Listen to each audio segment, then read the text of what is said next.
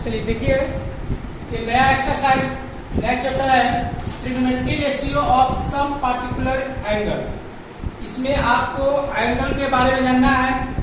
तो अभी आपको 10th में 0 से लेकर 90 डिग्री के बीच का एंगल आपको पता करना है। ठीक है, अभी आपको 10th में इस ब्लॉक को पढ़ना है और इस ब्लॉक में क्या होता है, ऑल पॉजिटिव होता है। तो इसमें अभी ज्यादा दिक्कत नहीं आएगा। उसी वही सिलेबस जब 11 आइएगा तो 90 से 180, 180 से 270, 270 से 360 और उसके बाद भी ये आपका टोटल एंगल पढ़ना रहता है। ठीक है, और टोटल एंगल का बेस आपका यही है। इसमें जो जो एंगल का वैल्यू होगा वही एंगल आपका चारों तरफ घूमेगा, वह बस चेंज होगा तो सिर्फ माइनस और प्लस। ठीक है, चलिए हम लोग टेबल याद करते हैं। 2 मिनट में आपका टेबल पूरा याद हो जाएगा। ठीक है, बस एग्जाम में कुछ मत करिएगा, टेबल आप बना लीजिएगा। अगर याद नहीं है तो अगर आप एक्सरसाइज का 10 की मार्क बना लिए तो आपका वैल्यू ही याद हो जाता है। जो बच्चा बोलता है कि याद नहीं हुआ, इसका मतलब बस एक ही का नाम है तो वह चैप्टर का एक्सरसाइज नहीं किया गया है। कोई बड़ी बात नहीं है। इसके लिए 50 को ये ट्रिक याद करने की जरूरत नहीं है। सिंपलेस्ट जो ट्रिक होता है, जो आप नॉर्मल बेस डालते हैं, उसी से आसानी से लिखने का चला है। जैसे फर्स्ट है sine theta, cos theta, tan theta, cot theta, इसका अपोजिट सेक थीटा और क्या है कॉस। देखिए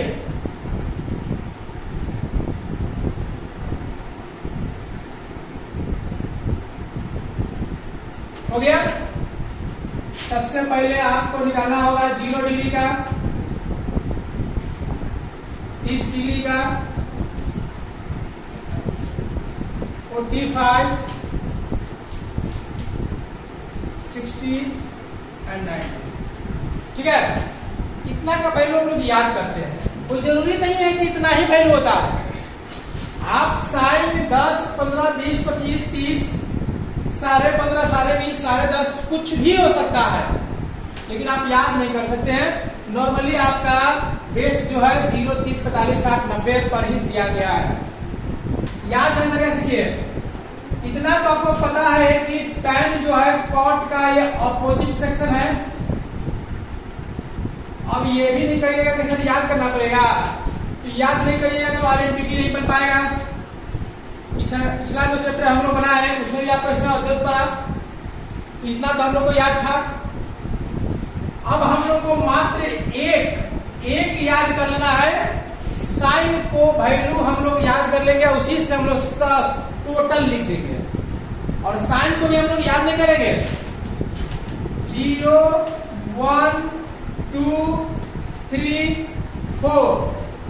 ठीक है, 0, 1, 2, 3, 4 लिख दिए, ध्यान दीजिए।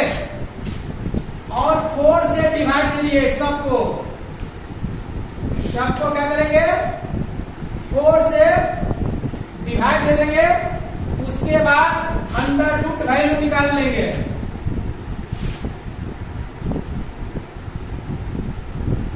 समझ में आ गया। 0.4 यानी क्या होगा, 0, 1 का रूट क्या होगा, 1, 4 का रूट 2, 1/2 हो गया। कट जाएगा, 1 का रूट 1 हो जाएगा, 2 रूट से बाहर नहीं निकल पाएगा, अंडर रूट 2 हो गया। 3 बाहर नहीं निकल पाएगा तो अंडर रूट 3 हो गया। 4 का स्क्वायर रूट कितना होता है, और 1 का स्क्वायर रूट 1 हो गया। याद हो गया, सिंपल से याद हो गया ना। 0, 30, 45, 60, 90 का साइन वैल्यू याद हो गया। यानी 0, 1, 2, 3, 4 लिख करके 4 से डिवाइड देकर अंडर रूट वैल्यू निकाल लीजिएगा। जो अंडर रूट वैल्यू होगा वही आपका साइन 0 का मान, साइन 30 का मान, साइन 45 का मान, साइन 60 का मान और साइन 90 का मान ये होता है। देखिए, अब एक और पेयर आप लोग को पढ़ना था, कॉम्प्लीमेंट्री पेयर। यानी जिस एंगल का सम 90 डिग्री हो उसमें साइन और कॉस इक्वल होता है। ये नेक्स्ट एक्सरसाइज में पढ़ना है। ठीक है, तो कॉम्प्लीमेंट्री का मतलब होता है कि उसके 90 डिग्री का सम इक्वल होना चाहिए, यानी जो 90 डिग्री का है वो 0 डिग्री का होगा। यानी कहने का मतलब है कि अभी कुछ जवाब बताइए, इसको उलट कर लिख दीजिए, ठीक है। यानी साइन को आप कॉम्प्लीमेंट्री यानी कि उलट कर लिख देते हैं तो यह रहता है कॉस का, दो को बन गया, क्लियर है ना। ये होता कैसे है, तो ये दोनों जो वैल्यू होता है वो कॉम्प्लीमेंट्री इक्वल होता है, यानी दोनों के एंगल का सम 90 डिग्री हो, दोनों का वैल्यू सेम होगा। जैसे साइन 90 का मान कौन 0 के बराबर, 0 90 कितना हो गया 90। साइन 60 का मान साइन 30 के बराबर, तो 30 60 कितना हो गया 90। साइन 45 का मान कॉस 45 का मान बराबर 45 कितना हो गया 90। ऐसा है ना।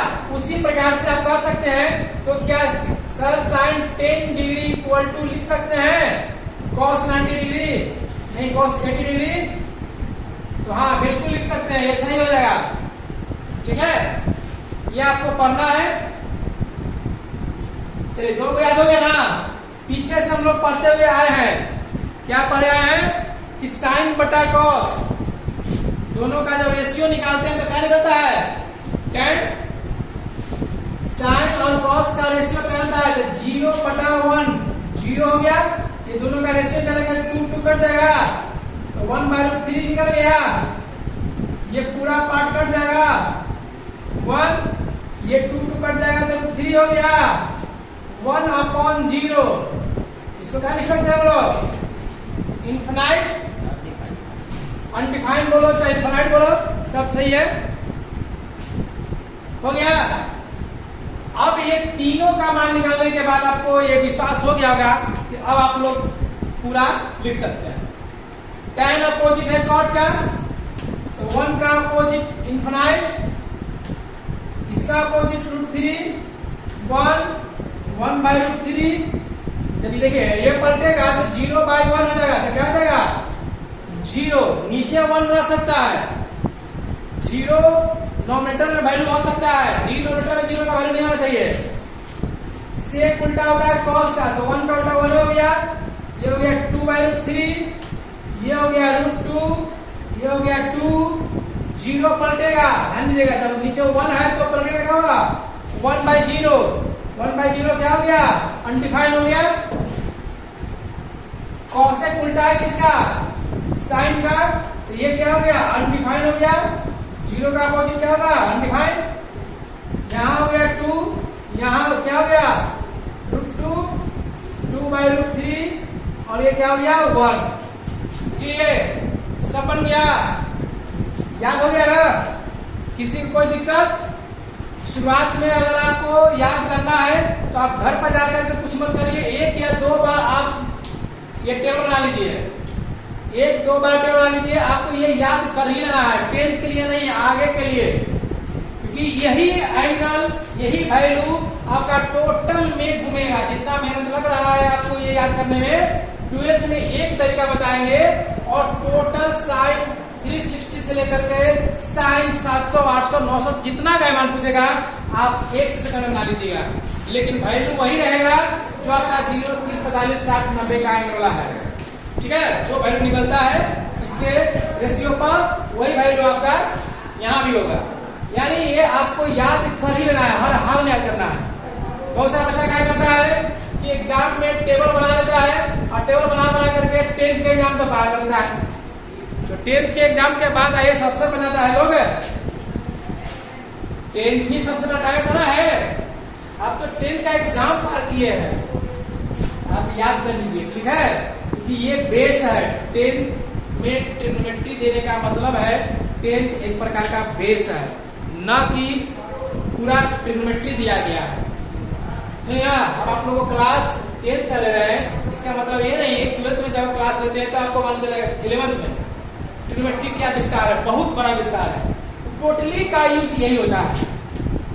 और 10th में जितना भी फॉर्मूला दिया गया है एकदम प्योर बेस दिया हुआ है, अगर आपको ये याद है तो आपके लिए 11th 12th मैथ से दिक्कत नहीं होगा। जिस बच्चे का मैथ कमजोर हो गया, ऐसा नहीं उसका 10th का ट्रिको कमजोर है। ठीक है।